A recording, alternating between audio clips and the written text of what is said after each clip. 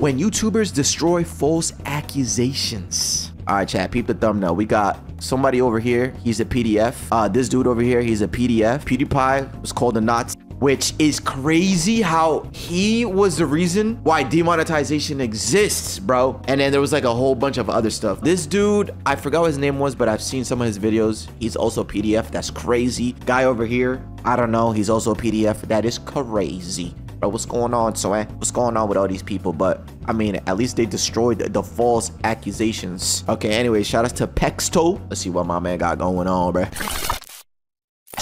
From fighting Yahtzee accusations. They literally said that the fact that I use Adolf Hitler and the fact that I use Nazi imagery, that's bad enough. To being called a grapist. This makes me sound like a monster, and if it did happen, I would be a monster. But this isn't how it happened. What did happen was... Here are 8 YouTubers who had to fight off false accusations. Starting with YouTube street interviewer Jimmy Zhang. Oh, I heard about this. In July 2024 would be accused by cosplayer Laurel of filming her and her girlfriend Anne without their consent. Despite Jimmy's reputation as one of the nicest and most respectful content creators on the platform, Laurel would accuse him of making inappropriate comments about her girlfriend's body. A tall shorty with a fat O. And then filming it despite both Laurel and Anne saying no multiple times, which he allegedly edited out. Many immediately condemned Jimmy. It's predatory, disrespectful, and downright disgusting. Yeah, I did hear about this. Damn, so many pedos accusations. Yeah, so but that's the thing. Like, he was accused of doing something that this wasn't pedo related. I think what did you say? Like inappropriate comments or whatever, or like not giving them consent to film. Yeah, bro, she came out, accused him, and then immediately everybody was on him, bro, trying to cancel him and everything. He posted a video saying, I got the evidence right here. GG, bruh. Immediately condemned Jimmy. It's predatory, disrespectful, and downright disgusting. But on July 16th, 2024, the YouTuber would pull out the receipts. Yo, that's not even my type. Tall woman with big ass. JJK. That's his type. And plus, it was a JJK quote. If anything, you could really say I was just paraphrasing a fictional quote. But the most serious part was when Jimmy played the unedited footage for all to see. So as long as it's nothing sexual or weird, absolutely ask away. What's up, guys? There it is. Where did they say no multiple times? And just how... That was the consent right there. Boom. She said, yeah, as long as there's no anything sexual, you can ask away. Wow, done. See ya. It is to falsely accuse someone of doing such things that they didn't do. Following this cold, hard evidence, the public's perception immediately shifted. It takes one person lying to mess up an entire career, making Laura delete her original post and turn off comments on all socials in a desperate attempt to mitigate backlash. But while Jimmy luckily had video proof of his innocence, the accusations are only going to get worse. Like with PewDiePie, who got accused of being a Yahtzee sympathizer on February 1st. Nah, I ain't gonna cap, bro. He was bugging. I watched a video about this a couple months ago, just to, I don't know, just, it seemed interesting. He did a lot of crazy stuff. I was like, damn, I can see why it went to the lengths that it did. 2017. These accusations came after the king of YouTube jokingly paid 2 Indian guys to record a video with an anti-Semitic sign. Subscribe to Keemstar. I don't feel good. I don't feel too proud of this. I'm not gonna lie.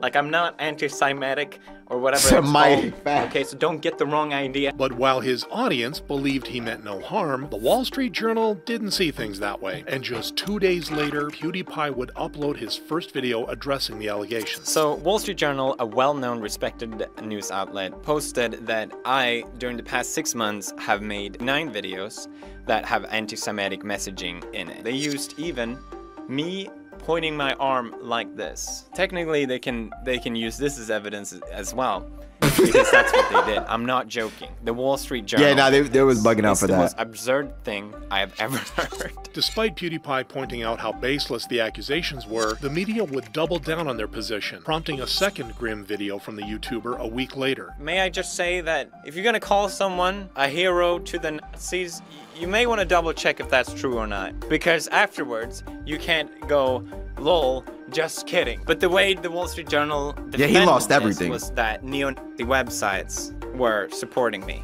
calling it the #1 PewDiePie fan site, which I obviously had no idea about. I don't, believe it or not, I don't go to neo-Nazi websites. But upon visiting the website in question, PewDiePie would discover something that would finally make the media back down for good. It turns out the neo-Nazi website have changed their mind. Right now, they are the #1 Wall Street Journal fan site. Got him. Interesting. I don't believe Wall Street Journal has made a statement condemning these websites. So they must be a Nazi-supporting website now. His point proven, PewDiePie would return to his normal content creation schedule. Yeah, and then just stop. The experience Like, did leave its mark on the creator, permanently affecting his relationship with yeah, Disney. bro, look what it said. Nah, this sign was crazy. That's who all, you know what I'm saying? What? I thought that was an extreme, that was crazy for him to even do, or like actually post and show. I think his intent was to show how ridiculous like paying these people. They were willing to write anything, but at the same time, I don't think they knew what they were typing. I mean, writing on the little thing. I don't know, bro.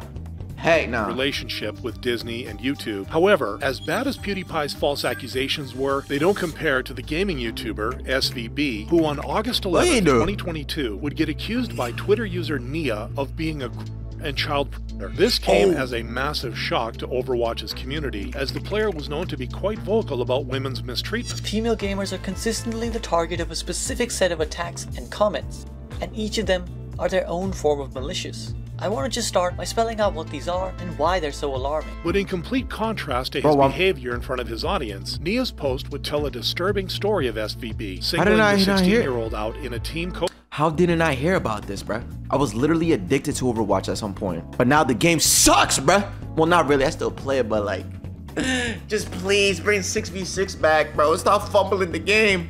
But yeah, I didn't know this was like part of the Overwatch community.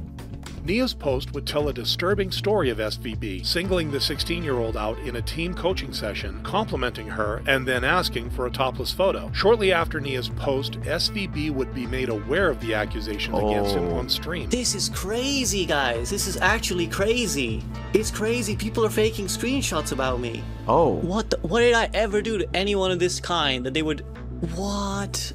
There's just no way. So how did he beat it? Where are the receipts at? Denying the allegations, people would still be convinced of his guilt. I'm watching person after person call me disgusting, a vile animal, a pig, someone that should be extricated from the Overwatch community. It only takes one accusation. Be dragged through the mud, I think, would be an understatement. The internet was about to burn SVB at the stake, but just 2 hours later, GG's everyone, this was all a fake and I am Nia. Just wanted to prove how easy it is to cancel someone and how cringe this community is. Nia would turn out to be a 14-year-old boy whose entire story was nothing but an elaborate lie, quickly changing public sentiment toward SVB. Despite his name being ultimately cleared, the incident took a toll on SVB and he would take a month-long break from his channel. However, what the hell?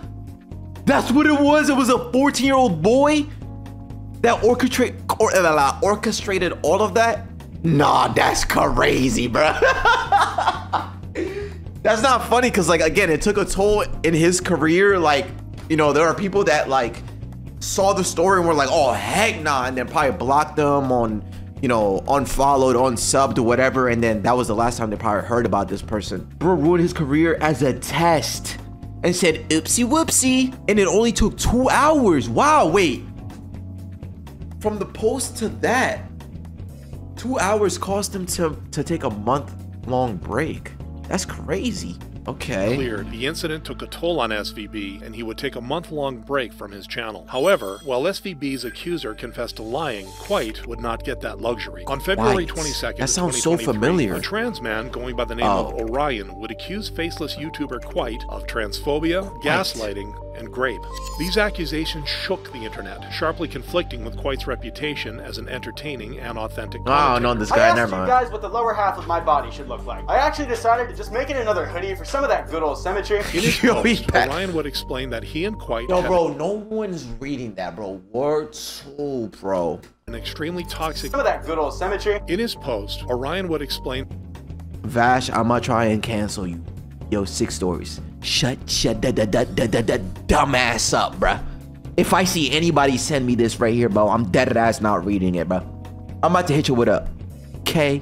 that he and Quite had an Holy extremely yappage. toxic friendship and on and off relationship since 2017, with Quite regularly gaslighting him and ultimately graping him in the backseat of his own car. What? This enraged a lot of people, prompting hashtag Quite as a grapist, with tweets like, "Isn't it ironic how the gay furry comes out as a grapist? Quite, enjoy your last few hours on this platform before you delete everything and run away from everything." However, just half a month later, Quite would address the accusations in a 90-minute video where he was forced to reveal his face against his wishes. This is my response to several allegations made against me, the most serious of which being that I sexually assaulted a former friend and ex-partner of mine named Orion in Orlando, Florida on February 18th, 2018. This clip is of Orion describing the same day the assault allegedly took place in a video 4.5 years ago, where he has a very different account of how he felt about that day. It was fun, and I distinctly remember him getting out of my car, but stopping midway and saying, "Just remember, I really care about you," and then closing the door, which made me feel really good. Throughout the entire video, that clip is 90-minute video. I was gonna say something about the length of it, but respectfully, this is his career, this is his livelihood.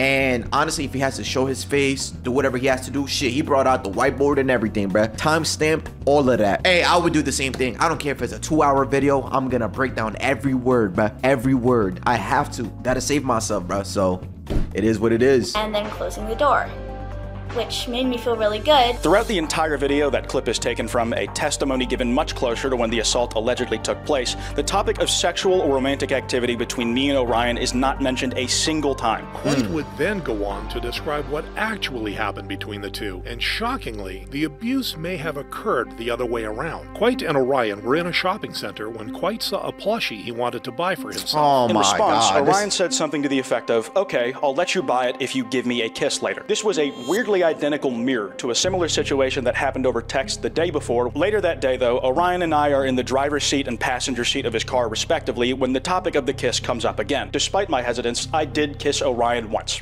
That's it. That's all we ever did. Immediately after, I was feeling weird about it. I wasn't exactly enthusiastic about the event in the first place, and I didn't want to go any further with it, so we didn't. Not only did I never have sex with him, I have never had sex with anyone. Even as of recording this video, I am still a virgin. After that massive revelation, Quite would finally address Orion's claims of intentional dead naming. But in every message I've sent to Orion on Discord, Skype, through text, or Twitter that I can still get my hands on, all of which you can look through yourself, you will not find a single instance of me A, ever misgendering Orion at any point, or B, referring to him by a name other than Orion. But even after— This sucks, bro. He has to really defend himself and expose himself. Not only did he, show his face, but he has to expose that fact about him.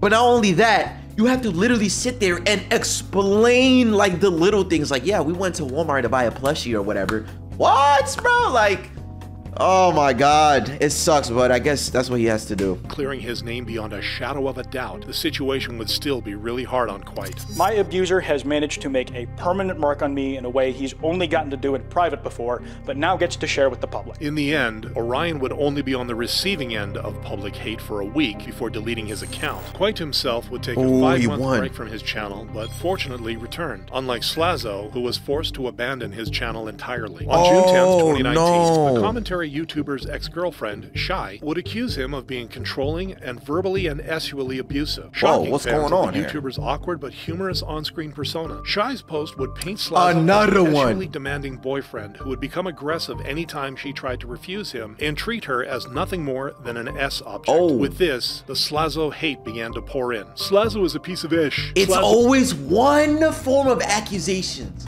Just one. Explaining the scenario, but not providing evidence. Was a big old grapist who has nothing to say for himself. There would be no response from Slazo except claiming that there was a lot more to this situation and that some of Shy's statements were straight up false. This prompted Shy to double down, posting another tweet 2 days later where she would point out that Slazo did not deny his actions or the claims. 18 days after the accusations first came out, Slazo revealed his— Talk your shit, Swan! He says that I got touchy-feely in a park and I was making unwanted advances while she was crying and asking me to stop. This makes me sound like a monster, and if it did happen, I would be a monster. But this isn't how it happened. What did happen was this was a very awkward but mutual situation, where she describes I moved her hands to touch me.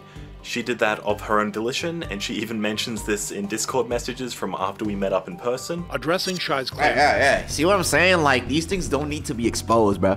And she even mentions this in Discord. Haha, was that good? When I felt you a little. Yo, bro. Shut your door.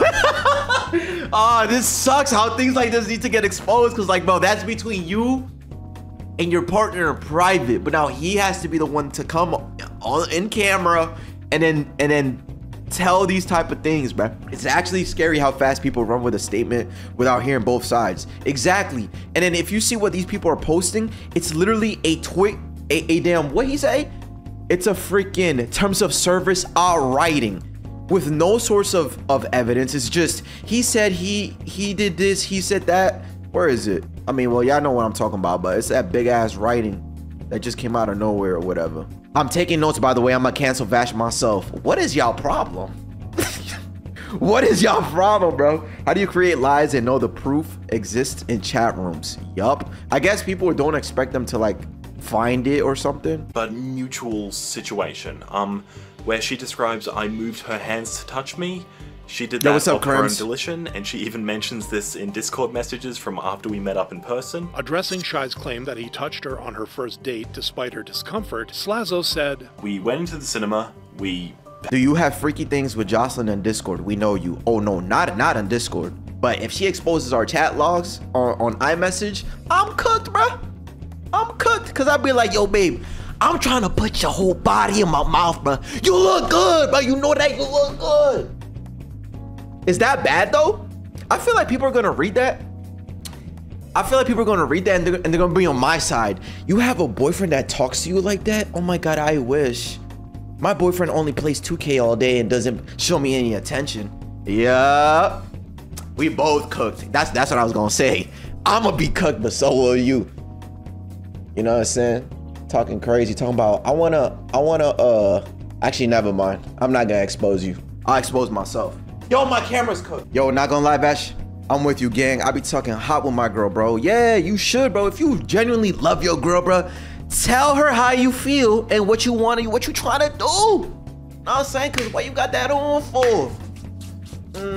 Take that off real quick. Let me show you some love. You know what I'm saying? Yeah, but that's what I'm getting at. Like, there's things that you say to your partner in private, and now you have to sit here, bro, and show people these things and expose yourself when it could seem bad, but in reality, you know that person. Like, you're so close to that person that you can say these type of things. You know what I'm saying? So it just, whatever. Play the vid. Alright, my fault. Okay. First date despite her discomfort. We met up in person. Addressing Shy's claim that he touched her on her first date despite her discomfort, Slazo said, We went into the cinema, we had our first kiss, our teeth hit each other's, neither of us knew what we were doing, and I was willing to call it quits there when she pulls my hand down and says to touch her, which is a pretty long way from how she portrays it in her version of the story. In fact, she was actually the one who brought up the entire idea. There it is. Oh, y'all can't see what he's posting on this side. Okay, my fault. Here, I'll do this because it seems like he's gonna keep posting Discord messages on his side. But anyways, I probably won't be there long enough this week. Oh well, but maybe we can have some fun in the cinema. I hope so. I hope so too. I can't wait to see you. It's gonna be amazing. Doing anything in the cinema. She also mentions later in the post that she's never been in a relationship before. This isn't the impression that I was under. I was under the impression from these screenshots here that she's had at least 2 boyfriends and 1 girlfriend before we ever met. Oh, I'm really tired, babe. Please, I'm not a big fan. I'm just okay with their music. I do not like 21. My ex dumped me because I didn't know one of their son's songs. So that's one. All right. What's this with your friend Gabby and ex? See, that's another one. That's another one. Y'all can't see that. All right. Wow. That's another ex. Oh, ex-girlfriend or just friend? Ex-girlfriend. What you doing? Doing my assignment and just chatting. My ex randomly texted me. Hold on. Got him. I didn't want to be rude. 2 of the guys in there, my exes. Yo, what's your name? Che? Sit your ass down, bruh. He beat the allegations. All right, see ya. Yo, my first time in stream, been watching RNA since 52K subs, bro. What's your name? Mercury Lacey. Appreciate you, Twine. I'm not sure why she would say this. Shortly after, Shy would be revealed to be part of a conspiracy to remove Slazzle from the commentary community, a mission she unfortunately ultimately succeeded in when the YouTuber abandoned his channel on December 17th, 2020. Bro. However, as tragic as Slazzle's Did he ever come back? is, it's not the worst out of all people on this list. On December 1st, 2020, YouTube commentator Turkey Tom would post a video accusing fellow commentator Pyrocynical of knowingly a 15-year-old. These accusations came a month after Twitter user Ivory Rasmus alleged that 19-year-old Pyrocynical used to exchange NSFW messages with him back when he was 15. But with Pyrocynical's popularity and down-to-earth nature, many of his fans immediately assumed these allegations to be false. It wouldn't be until Turkey Tom's video that public opinion towards Pyrocynical would begin to rapidly decline. Man, Pyrocynical almost certainly being a at this point is so effing disappointing, forcing him to address the situation on camera 18 days later. Let me be very clear.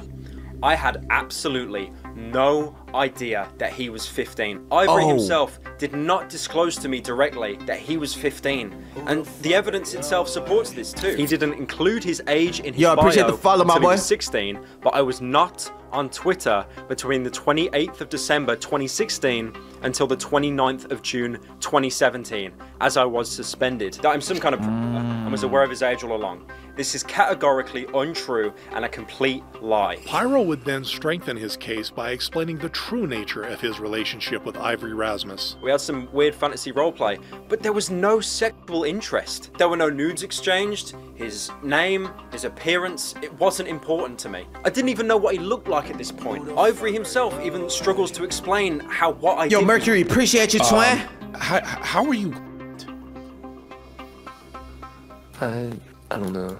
I was in a call with my friend when I like typed it out, and I typed like, I remember I typed that and asked like, is that okay? Despite Pyro's entire video being the literal definition of You did all that, you didn't even know how to follow up your own statement? How are you R-worded? I don't know, bro. Listen, man. Hey, listen, I just wrote it. I was in a Discord call and I wrote it and I said, is that cool? I don't know. What? One, but at what cost? The YouTuber moved on from the incident fairly quickly, unlike George Not Found, who never really recovered from his horrific accusations. On March 9th, sounds familiar too. Twitch streamer Katybugs would accuse an unnamed big content creator of sexually assaulting her. Yes, I remember Last year, this. At the beginning of summer, I was assaulted by a significantly older and popular content creator. Now, chat, look how devious this is, bro. She's on camera crying. This could be believable, and everybody that thought it was. Nah, this is diabolical. This is, bruh. By a significantly older and popular content creator. I was freshly 18 and had just graduated high school. We were at a house party when we decided to leave. It was me, my best friend, and her other friend.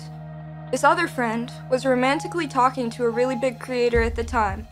He was also the best friend of my soon-to-be assaulter, and we were encouraged to drink some more as they offered the bottles to us. They said they would join us in drinking and insisted on drinking games, and already drunk, I obviously complied. Out of nowhere.